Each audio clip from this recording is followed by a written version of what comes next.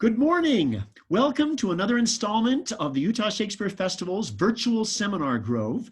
We are very grateful for the support of Brian Head and Cedar City Tourism Bureau, and I am very excited as a fanboy of the theater for us to celebrate a portion of the theater we don't often get a chance to talk about, which is theater criticism. And we are very blessed today to have with us Frank Mack, our executive producer of the Utah Shakespeare Festival, and he is going to introduce our special guest, Frank Mack. Who do we have today? Hi, thank you, Michael. The reason Michael is saying my last name so much is because our guest has the same first name. He's also a Frank, but he's Frank Rizzo, and I'm Frank Mack. And I'm delighted to welcome Frank Rizzo to this morning's virtual seminar Grove. I've known Frank for a long time. Frank was a theater critic for the Hartford Courant for many years, and I used to live in Connecticut and had the pleasure of getting to read his work on a regular basis. And it is some of the absolute best theater criticism and also editorial feature story writing about theater that I've ever been able to experience. A little bit about Frank's background. He's been a theater critic since 2002 for Variety. Many of you may know Variety is an important entertainment publication and national publication that covers both live theater and the film and television industries. He's a theater columnist for Connecticut Magazine, a regular contributor for the Hearst newspapers of Connecticut, American Theater Magazine, Playbill, and the Theater Development Fund's Stages Online magazine. For 34 years, he was the theater writer for the Hartford Courant and has also contributed pieces for the New York Times, the Sondheim Review, and other publications. Frank is also a lecturer and teacher, and he teaches a course on the musical Hamilton. And we've all been watching Hamilton on Disney Plus and just loving it. And that's really one of the things we want to ask Frank to talk about most today. And so I'm going to turn it over to him with great gratitude for being here. A scholar and a gentleman, Frank Rizzo. Thank you, Frank, and good morning, fellow Hamiltonians. Thank you for inviting me to be included in your series of conversations about the theater. I do a series of musical theater lectures at the University of Hartford, usually centering around what's being revived on Broadway that season. My Fair Lady, Carousel, West Side Story, perhaps a Cole Porter show, but by far the most interest has been on Hamilton, and it spans generations, backgrounds, politics, and beliefs. My Hamilton talk there is called 10 Things to Know Before You See Hamilton, so folks can get the most out of their considerable investment. I'm reminded of a joke that made the rounds when My Fair Lady opened on Broadway, and tickets were almost as hard to get as Hamilton, just not as expensive. This is the joke. Shortly after the Broadway opening, a woman sat down in a prime orchestra seat for a matinee of My Fair Lady, but there was an empty seat next to her. The man who happened to be seated on her other side said, "Hello," and noted the empty seat. "Oh," the woman said, "my husband and I had gotten tickets for the show some time ago, but alas, he died." "Oh, I'm sorry to hear that," said the man, "but couldn't you get a friend or a relative to go with you in his place?" "Oh no," said the woman, "they're all at the funeral." So that's My Fair Lady, and that's also Hamilton times 10. But what is more important about this show, it's unlike anything I've ever seen in more than 40 years of writing about the theater.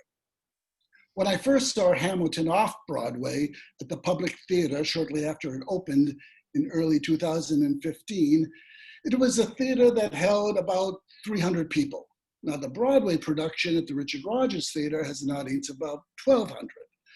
Putting things in perspective, when it went on tour, it played to houses that were 2,000, 3,000 and more. So the experiences, not the brilliance, but the experience of seeing Hamilton can change depending on the context that is viewed. Now, Disney Plus has released a filmed version of the musical, compiled seamlessly from the last few performances by the original Broadway cast, and how lucky we are for that. The beauty now is that you can see it in the comfort of your home and see it as much as you like. It's neither stage nor cinema, but something in between, something quite exciting, and something in this age of COVID, when we cannot return to the theater, that just might emerge as a new way to see and appreciate theater. It's clearly a live performance, a theatrical piece. You can see the sweat of the actors and of the performers and the audience being in the moment. You're always aware you're watching performers on stage, not on location, not in a movie soundstage. This version allows the stage show to be a stage show. It's not a movie, but it allows for cinematic qualities of close-ups and editing, seeing the action from different angles. And one more thing, and I hardly recommend this to use, subtitles. You can thank me later. To know Hamilton better, it's helpful, though not necessary, to know Miranda better, Lin-Manuel, the creator of Hamilton. Miranda went to school at Wesleyan University in Connecticut, where in his sophomore year, he first started working on his first Tony Award-winning show, In the Heights.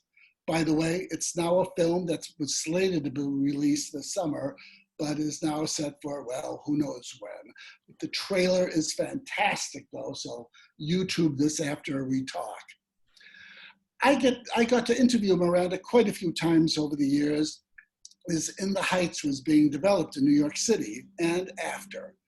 In 2009, when the show was about to go on tour, I interviewed him again while walking through his neighborhood in Washington Heights. And he told me about the many projects that were on his plate at the time, but he was really excited about this album that he was thinking about making that he called the Hamilton Mixtape. And it was about Alexander Hamilton, inspired by the epic biography that Ron Chernow wrote. And it's a real doorstopper of a book. and one that Miranda read while on his honeymoon. Now, doesn't everyone read historical biographies while they're on their honeymoon? Well, we can be grateful that he did, because I think one of the many reasons that the show resonates is because of the audience's sense of shared discovery. Hamilton is a character that is sort of familiar, but not too familiar. Some may know that he was the architect of the US Constitution and the American banking system. Bonus points for those who know that he wrote most of the influential Federalist Papers. But more than that, if that, not so much. So it's fair to say that many people in the audience really don't know exactly what's going to happen to him, which means we're not ahead of the story, other than he winds up dead in a duel. Oh, said Miranda, Hamilton is so much more than that duel. Hamilton, he told me, was someone I could relate to. Really? Miranda loves many types of music, including hip hop. And the reason he saw it first in hip hop terms was that he related Hamilton's story to the biographies of those artists. Now that's just the first connection he made. He told me, every page of the Hamilton biography is a hip hop story, with so much of it echoing the tragic story of hip hop figures, being a bastard orphan, entirely self-made man, self-taught, masterful at language, self-destructive tendencies, sex scandals. So that was Miranda's original impetus. But he later saw, as it developed, that it could be a viable theatrical piece that got bigger and bigger as time went on. But Miranda also related Hamilton's story personally as part of his own biography. Things to know about Hamilton, number one, it's relatable. Alexander Hamilton is that audience favorite, the outsider, someone the audience instinctively wants to root for, especially how he is initially presented in the musical. But Hamilton is unlike most of the other founding fathers that are on stage. He is born in the Caribbean. He is literally an immigrant fresh off the boat. And that's how the show begins, actually stepping off the boat as he arrives in New York City. And as it is often refrained in the show, so audiences are continually reminded, he is a fatherless child, a bastard, penniless, orphaned at an early age. His mother died young. He is younger than most of his contemporaries. He is incredibly energetic, a brilliant mind, hungry to make his mark. Ambitious, yes. Strong ego, yes. Charismatic, absolutely. Prolific and dazzling a writer and speaker as anyone could imagine. That also, in many, but not always, resonates with Miranda's own Puerto Rican heritage. His father immigrated here from Puerto Rico to become involved in New York politics. His father was in charge of Hispanic affairs for Mayor Koch, and Lin-Manuel was sent to special schools because he was a brilliant, precocious, prolific, energetic young man, like Hamilton. And like Hamilton, he's a man of kind of two worlds, Broadway on one foot, rap, pop, and hip hop in the other. So you have these two parallel dynamics going on with subject and with creator. It's not vital to know this. You can enjoy the show without it. But it's another layer, and that's what the show is about. This is what the show has an abundance of, which is why I think people keep returning to it. They keep discovering different things in it. But does the character of Hamilton / Miranda remind you of someone else as well? Especially knowing that the show's creation began in 2009 and opened in 2015. Is there yet perhaps another layer here? Roberta Mead in The New Yorker writes, "It does not seem accidental that Hamilton was created during the tenure of the first African-American president. Obama, the fatherless child, who lived in a faraway island, whose mother died young and was orphaned at an early age, who was a self-made man, fiercely intelligent, prolific in his writing, ambitious, charismatic." But Hamilton the musical does not rest on the Obama connection, no more than it rests on Miranda's story. It's just a happy accident, and one we perhaps innately feel in our bones as well when we watch the story. So yes, it's Hamilton's story, but it's also Obama's story. It's Miranda's story. In its heart, it's the story of immigrants. So it becomes our story. And it sneaks up on you because you think at first you're simply seeing a biographical musical. That's pretty cool. But something else that stirs deep inside you cannot be denied. Things to know number 2. It's okay not to get it all the first time. Now, you don't have to catch every reference because of the musical's intense dynamic. There's a lot going on musically, lyrically, story-wise, visually, but the more you understand what Lin-Manuel is doing with the show, the more your enjoyment and appreciation will increase. So, listening to the original cast album while reading the lyrics helps. And it really is an experience into itself, even if you don't see the show on Disney or on stage. It's really, that's how, when I was growing up in Massachusetts, that's how I engaged in musical theater. From the privacy of my bedroom, putting on the original cast albums, and hopefully looking at the lyrics at the same time. I was there, and it's a wonderful experience. But even if you don't get to see the show on stage, and even before you watch it on Disney Plus, by listening to the cast album, especially while reading the lyrics, it will give you a better understanding and the experience when it comes time to actually seeing the show for yourself.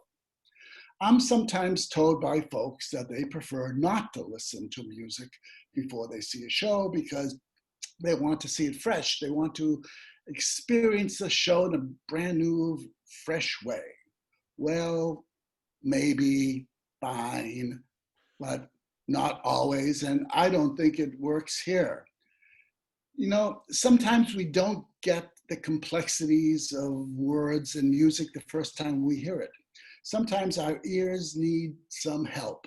Sondheim scores are famous for being dense, best heard repeatedly. And each time you listen to a song, your appreciation of the nuance of the lyrics, arrangements, and melody deepen. And then they become familiar. I often tell this story of my husband calling me one morning at work saying, oh, the new CD for the Adam Ghetto musical, The Light in the Piazza. Oh, it just arrived in the mail. He told me that he played it and he didn't think very much of it. Not very good. I don't know what all the fuss is about, he said. Later that day, I happened to call him at home again and he said, oh, by the way, I played the CD again and I think it's pretty good after all. When I got home that night, he'd said he'd been playing it all afternoon and it was one of the best musicals he's ever heard, ever. That's a true story. So let your ear become familiar with the score. Don't worry about the spoilers. We all know that Hamilton gets shot in the end. And don't worry, the show, I promise you, will still feel fresh, surprising, energetic, and revelatory. And you still won't get even then, you still won't get every delicious detail of the show.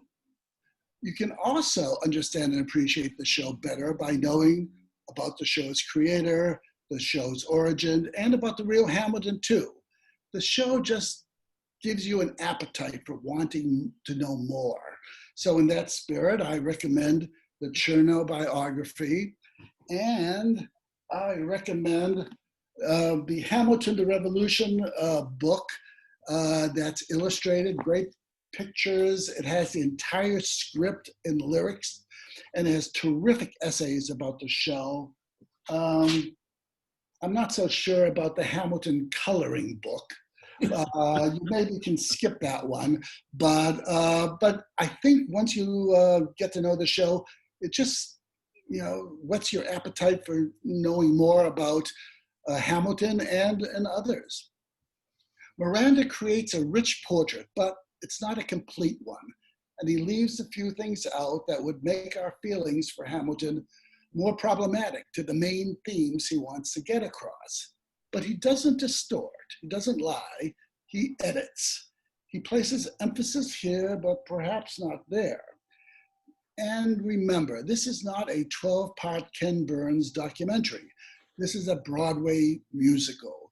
Within all the limits of the form, it's as good as the entire life on stage in 2.5 hours that you're ever gonna see. But it's also more than mere biography. I think it's a meta musical too. In fact, I know it is. It brings you inside the story, but you're also outside of it too. And this, I believe, is also part of its greatness. By casting the founding fathers in a special way, the musical puts people of color into the American narrative, while simultaneously applying that narrative to the present, reminding us of their absence from this historic narrative. So that's one way we're outside the show while being in it. Another is how it relates to audiences, and especially how it relates to young audiences today, 5 years later, after the show opened. Yes, the show is about finding freedom against repression, but for many audiences, that resonates in a different way, and not just from British tyranny. You could, and many young people do, look at this show and feel Hamilton is on the side of modern anti-racist protesters that are decrying injustice and calling for a revolution to change institutions and systems that allow for injustice, brutality, and racism. It implicitly asks, who is allowed to be heroic through defiance? By making the founding fathers people of color, Hamilton puts people of color into the American narrative, one that they have been excluded from, while simultaneously applying that narrative to the present. It's bit of a mind expansion there. Things to know, number 3, it's not a rap musical. What also connects to young audiences, well, the sense that this show is not their parents' or even their grandparents' musical in its very use of music. In a way, it's an iPod shuffle. Miranda uses rap, but very strategically in the show, along with a wide range of other musical styles to tell Hamilton's story. He uses ballads, lullabies, waltzes, 1960s British pop, R&B, Tin Pan Alley, minuets. He uses minuets at the same, and then he uses jazz. And it's not just for the sake of variety, but that these musical modes are the best way in song to tell the story at that particular moment in the narrative. And this show is told almost entirely in song. When rap is used, it's used strategically for exposition, in explaining the news, for example, in opening the show, in explaining, having the legislative debate about the banking system or whether the new country should support the French who supported us.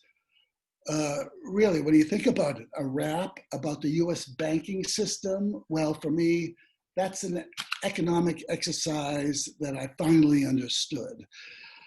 Rap is used in the opening number by the entire ensemble, and it introduces the leading character with so many details and information and narration that after that opening song is completed, you're deep into the story. So here we are, minute 7 of the show, and you're there. You know the context.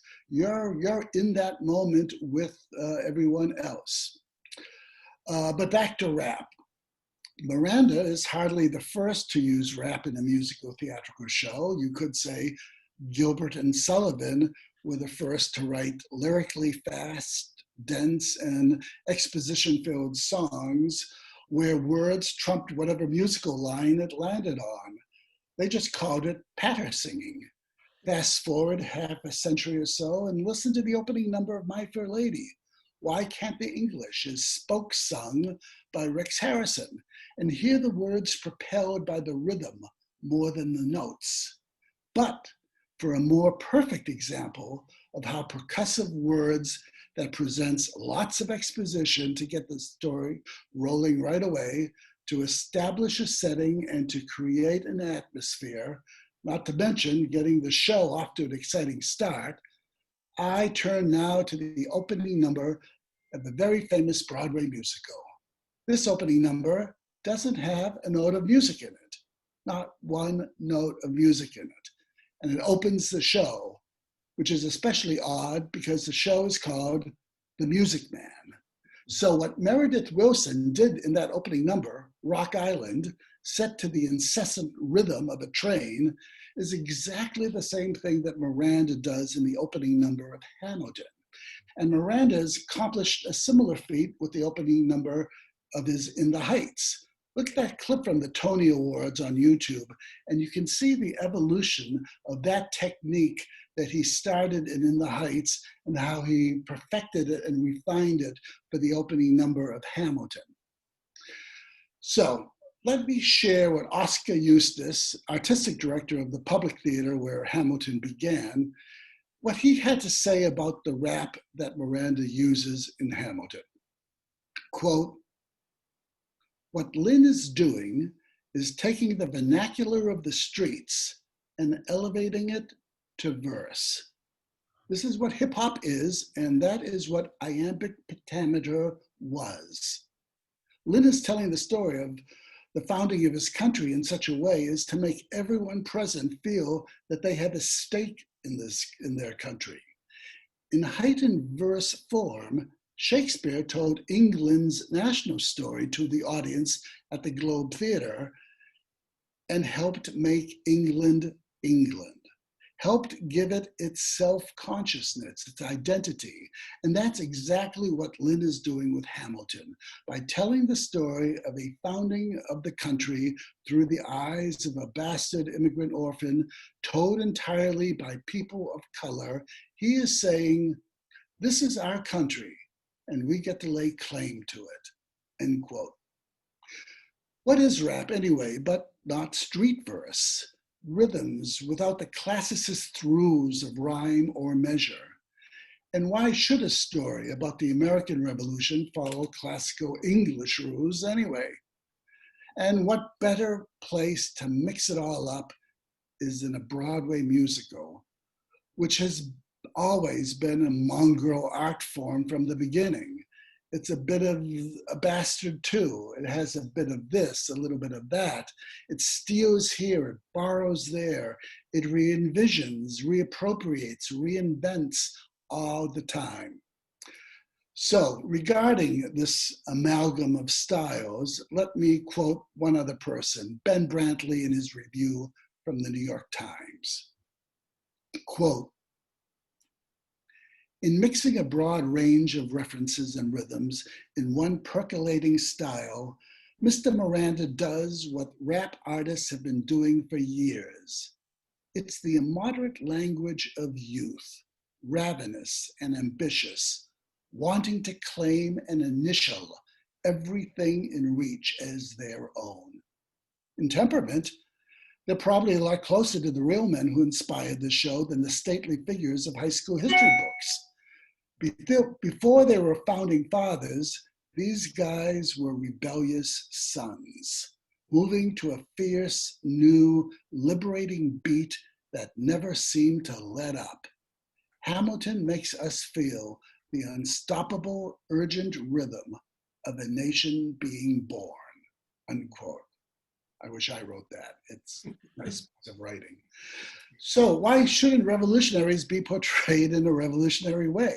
For Miranda, it begins with the casting and having people of color playing the founding fathers and mothers. It might be disconcerting for some people in the audience for all of 5 seconds. Then it becomes something elevated. And you're seeing and listening to a cast of people of color playing these historic figures who were themselves immigrants from England, France, and the Caribbean, forming a new nation and reminding us who we were then and who we are now, a nation of immigrants. Are you catching sort of the meta of this musical, both being in and out of the show? It's just filled with dualities. In the casting notice, this is how Alexander Hamilton was described. Eminem meets Sweeney Todd. And Washington is described as John Legend meets Mufasa from The Lion King. Other characters are described as Drake meets Harold Hill. Mos Def meets Brian Stokes Mitchell. Excuse me for the phone call, I forgot to shut it off. Things to know, number 4, it's really 2 musicals in one. One of my favorite musicals is 1776, another show about the founding fathers that is thoughtful, entertaining, informative, inspiring, but told in the traditional parlance of the Broadway musical. The show is set pretty much in a single location, the Congress in Philadelphia in 1776, and it tells a story of a single piece of legislation, the ratification of the Declaration of Independence. It's a wonderful, moving piece of theater, and I get goosebumps and probably weep a little bit every time I see it. But the musical Hamilton is more ambitious. By focusing on Alexander Hamilton, he tells a story of early America with intimacy through a very personal lens of a very complex figure, and important here, an imperfect figure. But it also tells a much larger story too. The musical is split into 2 acts, and each alone could stand on its own. In that way, it sort of reminds me of Sunday in the Park with George. The first act of Hamilton is about the revolution and achieving victory against the British rule and the early stages of democracy. Now, you could go home at intermission and feel that you saw a great show. But wait, the second act of Hamilton has something new to add and gives it that second win as it introduces new major characters, not the least of which is Thomas Jefferson. So here we have the making of a country in the first act and learning how to govern that country in the second, told with scenes that alternate between the personal and the political, the personal and the political. So at the end of the day, what is this show telling us? Well, it's telling us Hamilton is about words and how to stand out and make a difference with words, how words can elevate you out of your circumstances and then to be directed for a greater cause by this power of language. So rap, which is all about words and messaging, is not just an artistic affectation, but a perfectly fitting way to tell in part the story of the show's protagonist, a prolific, powerful wordsmith whose words help shape the new democracy. It's also about the American experience of reinventing yourself and starting anew. It's the immigrant story, where the song says, in New York, you can be a new man. So it reflects the spirit of innovation, reinvention, possibilities, positivity. It's also about money, the national economy, hush money, financial matters, the banking system, market structures, the South's economic advantage and false prosperity through slave labor. It's about imperfections of countries, of men, good men and women too. It's about honor. That's Hamilton's flaw, and it's so relatable to hip-hop culture, where pride often leads to dues of another kind.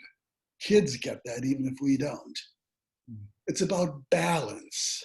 Hamilton doesn't know when enough is enough. Washington knows, in which is why he is seen as a majestic figure. He knows when to say no, when to stop himself, step down, step away. Hamilton doesn't. Burr, on the opposite side of Hamilton, doesn't have enough balance either, hesitating, being too cautious, holding back. It's about time. It's about taking the moment, waiting, not enough time. It's a refrain that Hamilton says throughout the show, as if there were a giant clock ticking on stage as he rushes into the future. But Eliza, through most of the show, embraces the present. She says, take the moment, take it now, enjoy what we have right now. A taciturn, cautious Burr takes his time. His song literally is called Waiting. His refrain is, wait for it, wait for it, wait for it. Hamilton's song, what is Hamilton's song? It's called Non-Stop. A hyper Hamilton says, take action, stand for something, seize the day. Burr, the opposite. And yes, it reflects the personality and personal lives of Hamilton and Burr. And I venture to say it also reflects the push-pull of the American character too. We want to go ahead. We are progressive. We are looking towards the future, but there's a part of us that holds back, that is cautious, conservative. And this push-pull is part of what America is. And I get a chill at the end when Burr has this realization, I forget the exact words, when he says, the world couldn't fit us both, and it should have. Or maybe he says, I wish I could have fit both of us. It's about legacy, what we leave our children. That's why the lullaby that Hamilton's relationship to his son and children are so important. It's personal, and the audience is seeing this. This is not just a history lesson. We actually see why he's doing it. He's not doing it just for himself or ego. He's doing this for his kids and the country that they are going to inherit, and that his children's children are going to inherit. So for him, it's personal. It's about the world we leave behind when we're gone. And it's about history itself. These characters know that they're making it, and they know the importance of being part of it, of being at the table, of being in the room where it happens, and knowing who is invited into that room and who is not there, who will be left out, erased, ignored, minimized, diminished when history is written, because it's so often about who gets to write it, who gets to tell the story. And this is perhaps what it's most important. When I was at the public theater, when it was just starting out, usually the programs for musicals have the logo.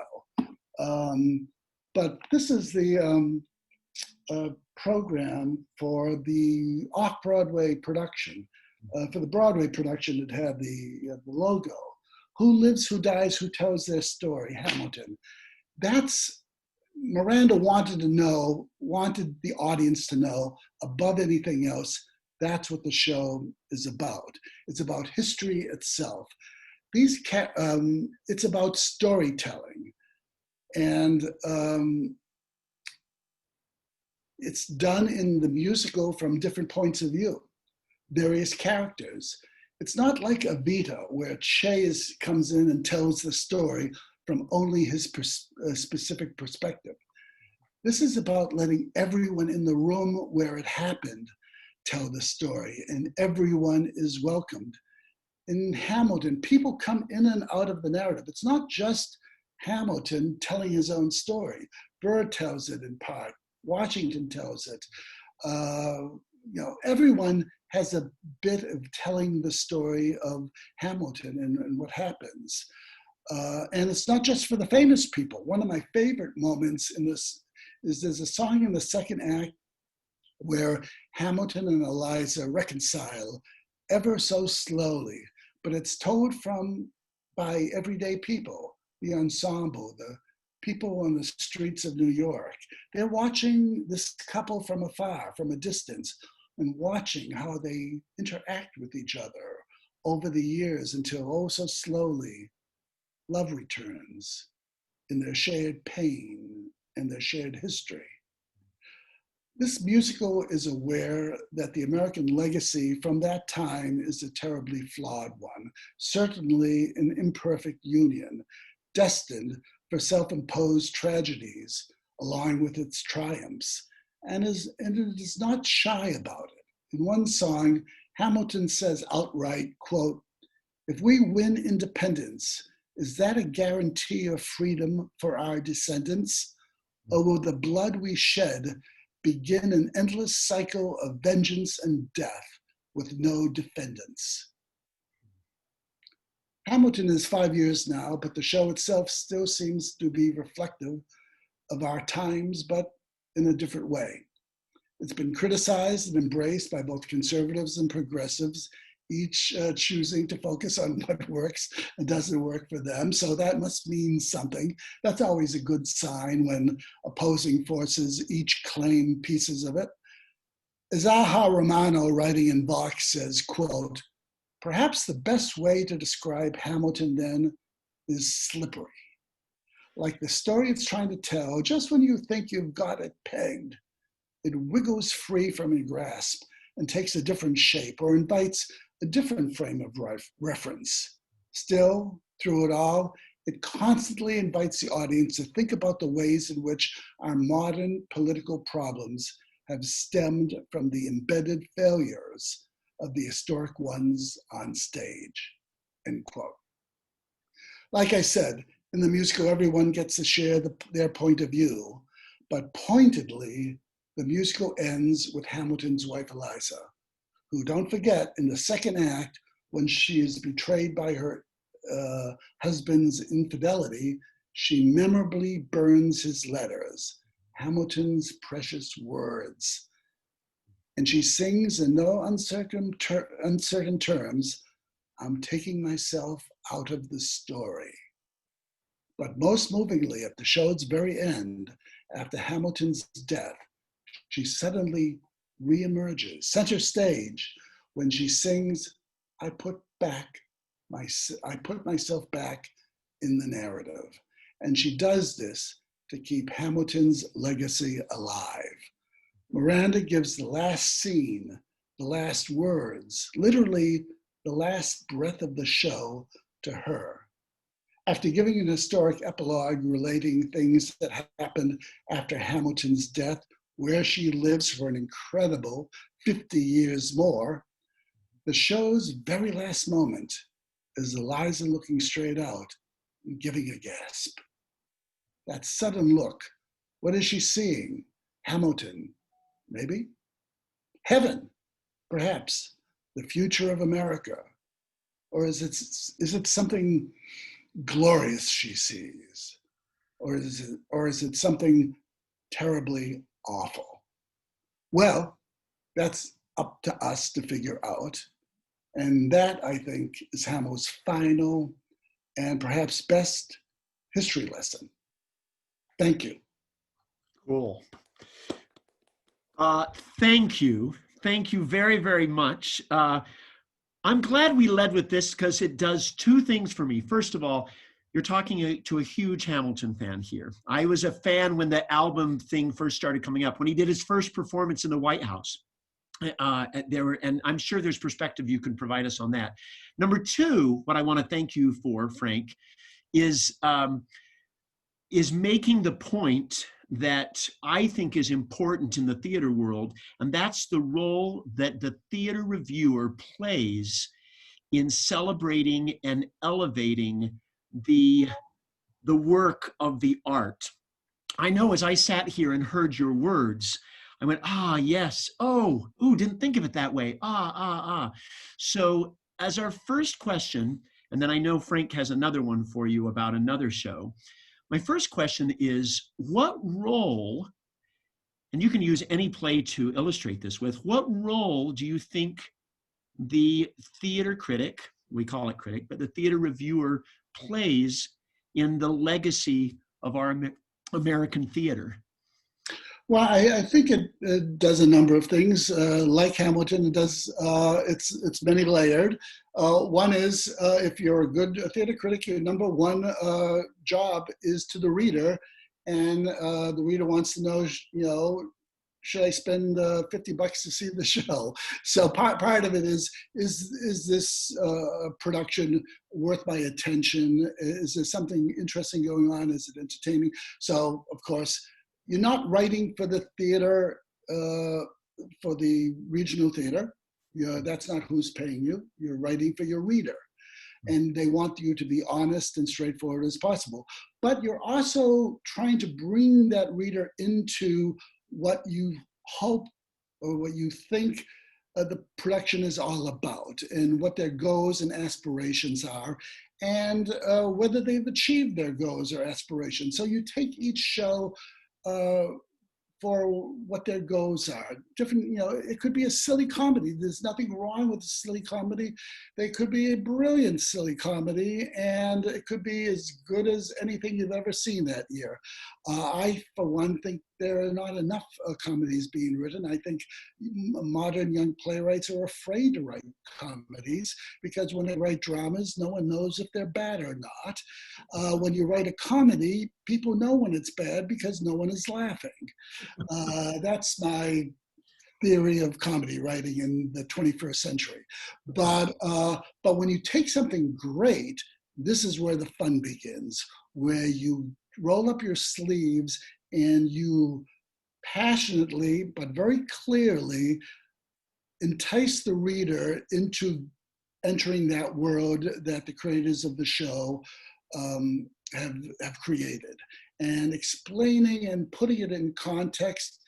Sometimes you don't have to have any context in the times. That's a little bit of a cliche that, gee, this show is speaks to us today, and but in a way, shows kind of should speak to us, or a lot of them should, not all of them. But when they do, then it's up to you to create, not just throw the cliche out, but explain and create the context on why this play matters.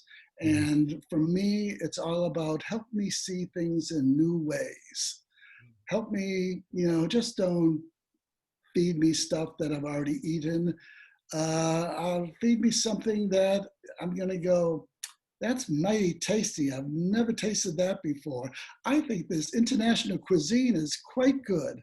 So that's an approach. And I think critics, in terms of Hamilton, but believe me, the kids were way out in front with their social media.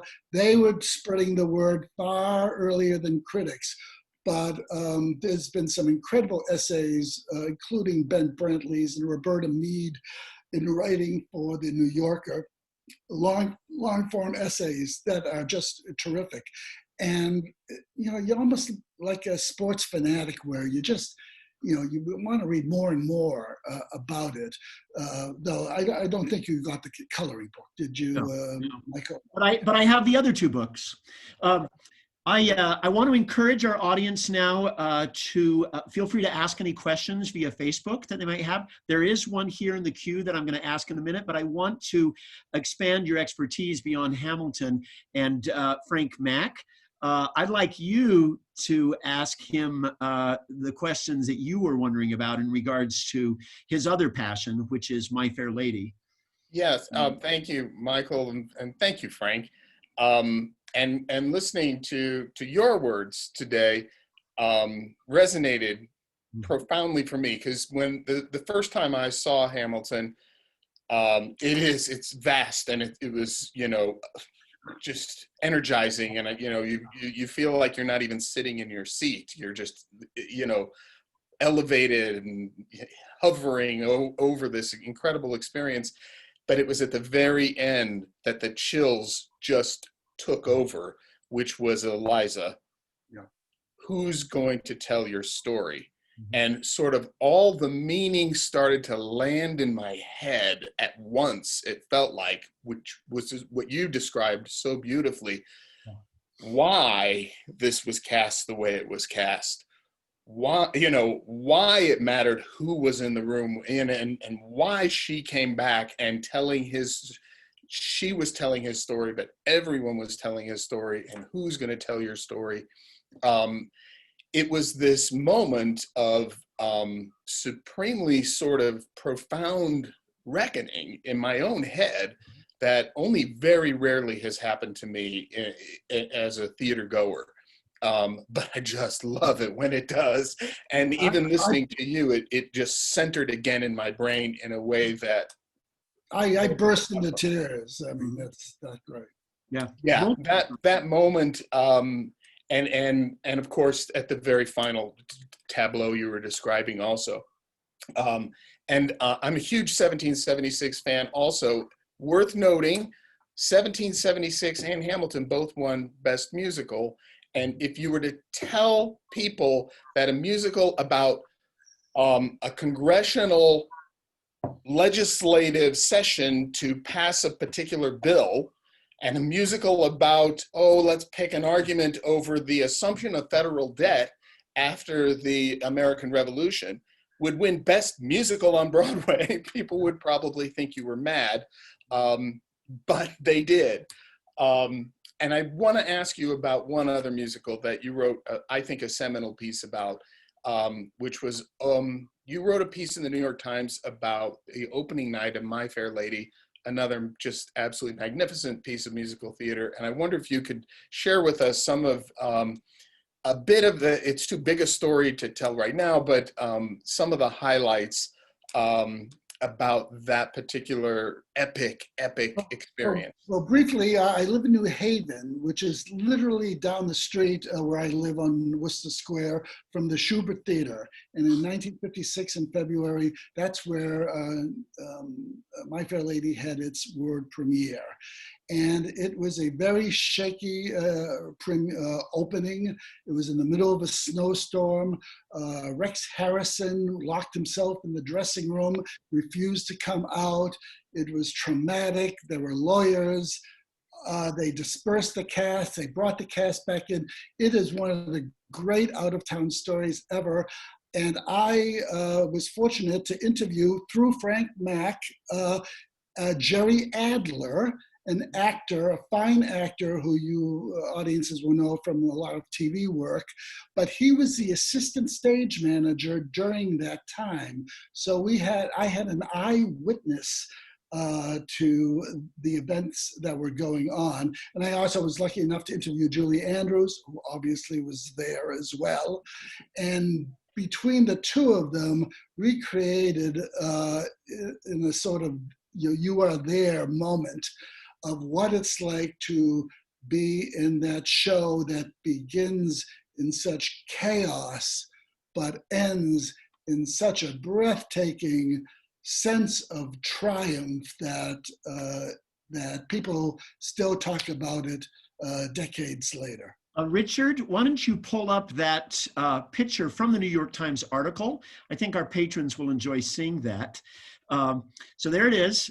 From that, down at the bottom, you can see it says world premiere, February 4th through the 11th, 1956. I would recommend that you all look up the article, which is, you can just Google Frank Rizzo theater review or theater critic, New York Times, and you'll be able to find it.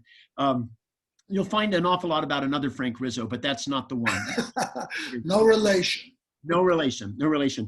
But it's a fabulous article, and he has firsthand accounts from, I believe it was an 87-year-old Adler who was telling those stories about Rex Harrison, and really, really kind of exciting. Oh, juicy, juicy. Yeah, yeah. So I want to ask, well, and actually, let me ask Linda's question. Linda asks, can Frank, and this is Frank Rizzo, talk a moment about if the character Eliza was true to history? I'd like to hear him talk about that relationship a little more from Hamilton's view. And I'm not sure how comfortable you feel from a historical perspective, since I know you, as a reporter, have got all of that. Any perspective on Eliza? Yeah, I did read this book like 6 years ago. So the details of it, but Chernow was involved in making it as accurate as possible. Now, certain things were combined, and the timing of a few things were off. Eliza's sister, whose name escapes me, the one who he has unrequited love for. Yes, yes. She leaves to go to England. Well, she didn't leave exactly at that time, but she did leave.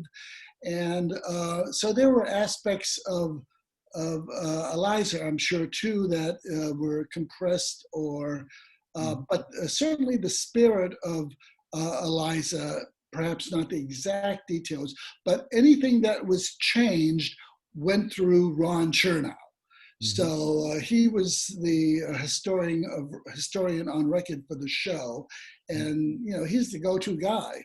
And if he gave it the seal of approval, he understood that to make things theatrically viable, sometimes time and characters have to be compressed. Right. I think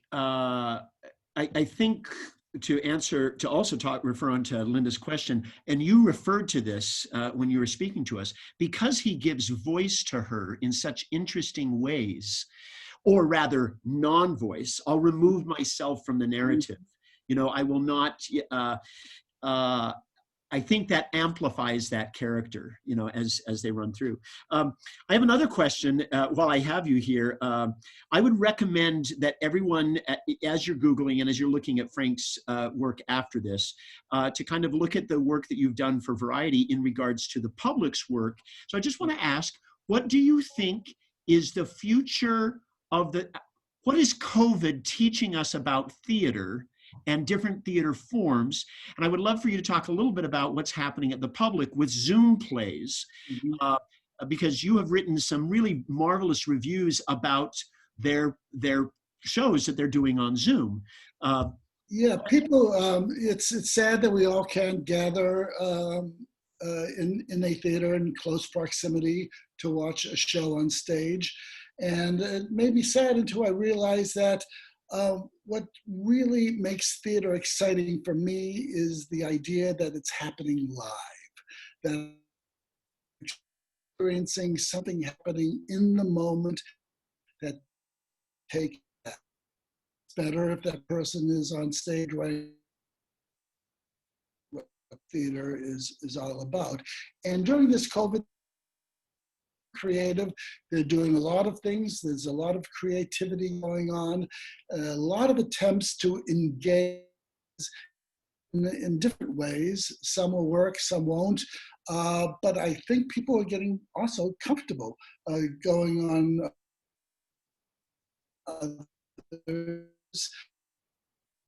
get a taste, checking in with their family. Artists are doing readings and stuff, which I think is fine. But I think there's also new things that are going to emerge. Would they replace live theater on a stage? No. Is this too? Absolutely. I think we're going to be seeing all types of. So I want to go back. I still miss out on a lot of good stuff. So yeah, I'll see a theater in hopefully a couple months or a year or who knows. But I'll also see you in these, like, there's going to be some cool stuff happening here, or maybe maybe it'll be happening in a tent or a drive-in, or maybe a theatrical safari where you'll be walking through a meadow. And in Utah, you have a lot of empty spaces in Utah, so you can do a lot of fabulous outdoor stuff. So, I think the creative spirit is going to really come to fore here. I hope we just don't go back to doing what we always have. I hope we do go back to what we always did, but I hope we do more. Great. Thank you. And I hope, Frank, was he breaking up for you as well? Yeah, a little bit. And I hope the wireless connection gets a little stronger. Yeah, I hope it stays with us, because he spoke before, which is why I wanted to load that question specifically brilliant about theaters, about being in the moment, not just being in the room. And I hope that didn't break up while you as patrons were able to hear that, because there is a capturing of that lightning in the bottle that theater brings to us, which I think you so wonderfully articulate. The last question that I want to ask you, and then I'll ask Frank Mack for any closing comments. Last question is, if you do enough Google searching, you're going to find that there was a little bit of a controversy when you showed up uninvited to review a production of Cyrano. Our patrons who love classic work love the show Cyrano. And you felt that it was important to see this. And so Peter Dinklage of Game of Thrones. Brilliant actor. One of the best, if not the best, classical actor in America. And I'm so glad to hear you say that. So why on earth would a theater not want you to come and review this? So if you could answer the question with that as a framework of who are you obligated to serve? The theater makers, the theater goers, theater, the essence itself, and what happened with that. Oh no, I hope he's not frozen again. It looks like we might have frozen. Are you still there? Sorry, oh, there you are. A great freeze. Yeah, there you are. But yes, well, it's certainly not the producers. They don't pay my check. I do it for the readers. The reader wants to know from me, the critic, give me information about the show. Tell me about the show. I want to know about the show. It's the reader I'm devoted to. And in the last few decades, producers have been wanting to develop their shows in bubbles. In the old days, I was in Boston. I grew up in Boston, and I grew up in a period where the critics in Boston, Elliot Norton and Kevin Kelly, great, brilliant critics, they were part of the process of helping shows develop. They weren't the enemy. They were, even though they were critical and sometimes did not like shows, but when they did not like shows, they told them how to fix it before you get to New York. So they were part of the process. Now, critics do not seem to have that steady. So it's enough to keep critics out, and charging literally twice as much as they usually did. So, a theater that suddenly was really exploiting the fact that it had a star in a new musical that it was obviously going to New York, and charging audiences twice, and yet everyone could comment. Actually, social media, I was watching comments on social media about the show. So in essence, when I asked the theater, well, saying critics can't come, but one on social comments. So are you saying everyone in the world can write out this show except theater critics? And he said, yeah, I guess that's what. Wow. Yeah. Yeah. Said, Oh. Utah, I'll be very circumspect. I'll say, sorry guys, I'm gonna write what I think. As it turns out, it was a rave or a near rave. I did have some qualifications that I have to admit when they instituted. You're welcome. And it was I a wrote, good review. It was a good review. And, it was an honest review. Yeah. And for that, I got banned from the theater for 6 months, but I still bought my tickets on my own and went to the theater. And when I say banned, I mean they did not give complimentary free tickets. I bought my own and I wrote about their shows just as I always did. So that's the story of Cyrano, which is going to be a movie. They're going to be filming a movie version of that production. So it'll be very interesting to see. And I liked it. However, I didn't like it as much in New York as I did in Goodspeed. Well, that goes back to that intimacy, that 300 Hamilton house versus that 2,500 Hamilton house, right? Right. But I'm going to look in the movie credits for special thanks acknowledgement to Frank Rizzo. Well, when they get the Oscar, I think they're waiting for that. Hey, the last question that I love, I said that one would be the last. Well, I got you here. So someone wants to be a theater critic. Someone wants to be a theater reviewer. I did my homework, so I know how you became you. You went to Arizona, University of Arizona. You were in a journalism program. For undergrad, then I got a Schubert Fellowship in theater, and I went to grad school for theater. So undergrad, journalism, grad for theater. Any other advice that you would give to up and budding wordsmiths who want to serve as theater reviewers or in that industry? Yeah, become an engineer. Mainly because the field has changed. The good news is that you have more opportunity to have your stuff shown. The bad news is that the traditional jobs are not there. But hopefully things will emerge as time goes on, and you can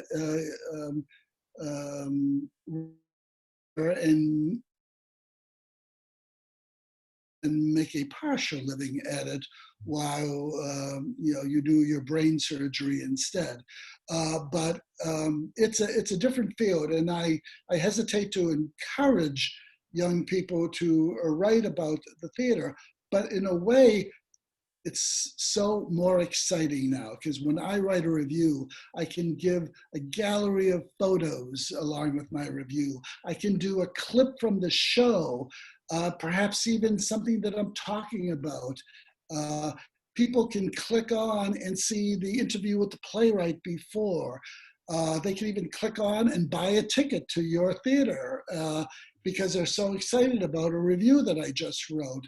So people are more engaged now than ever before in the history of theater. Since Aeschylus and Euripides, people who love theater can now be so much more deeply engaged, audiences now I'm talking about, than ever before. Unfortunately, the business model isn't there, but I hope it doesn't discourage great young talent from writing about the theater, because people who buy tickets still want to know, what do you think? Right. I know we're over time. but this was a question I was dying to ask you, and I just got to ask it, and we'll go maybe just real quick, but can you talk just a little bit about King George? Seems like he's in a different play, and the costume designer was Paul Taswell. There was something about the way he looked and the clothes he wore that just was absolutely mind-blowing. Taswell's costumes were amazing. And I have a whole thing on King George in my longer thing. But of all the people on stage, there's only one white person. That's King George. He is the outsider in the show. So that's like a real topsy-turvy thing where, the king is the outsider for this new country being born, and how he's presented is as an outsider. Hamilton the musical, things are fluid going on, even, in scenes, there's things happening all over. It's a kinetic, dynamic show.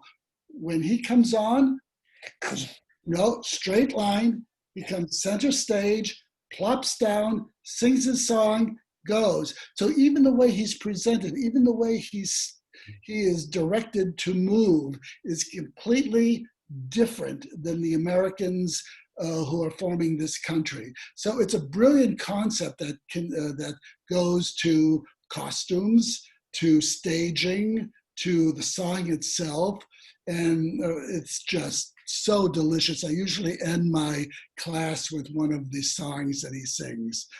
And you haven't lived until you've heard a rabbi sing one of those songs at a bar mitzvah. It's on YouTube. It's incredible. Well, I'm gonna live then. I'm gonna find that.